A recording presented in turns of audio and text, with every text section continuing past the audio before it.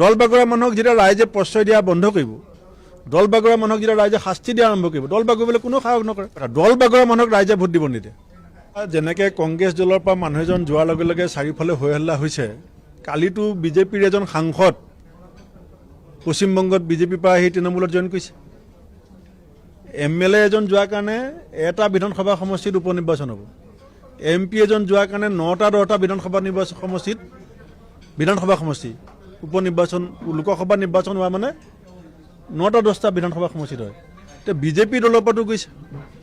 দল বাগৰা যিটো প্ৰৱণতা, এণ্টি ডিফেকশ্যন লটো কিয় আহিছিলে? এণ্টি ডিফেকশ্যন ল এইকাৰণে আহিছিলে যে এচাম মানুহে ক্ষমতা সৰ্বস্ব ধন সৰ্বস্ব ৰাজনীতি কৰে। সেইটোতো চবেই নকৰে।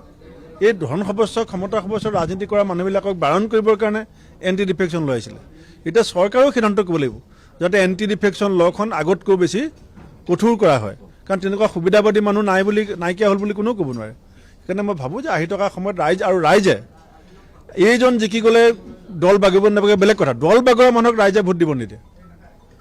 যিজন মানুহে নিজৰ গালত চৰিয়াই গাল ফুলাই দিয়ে, নিজৰ গালত চৰিয়াই দাঁতেদি তেজ বিৰিঙাই দিয়ে, তেওঁ নিজক কিমান মহা অপৰাধী বুলি কয়, সেই মহা অপৰাধীক ৰাইজে বিজয় মালা পিন্ধাব নিপিন্ধায়।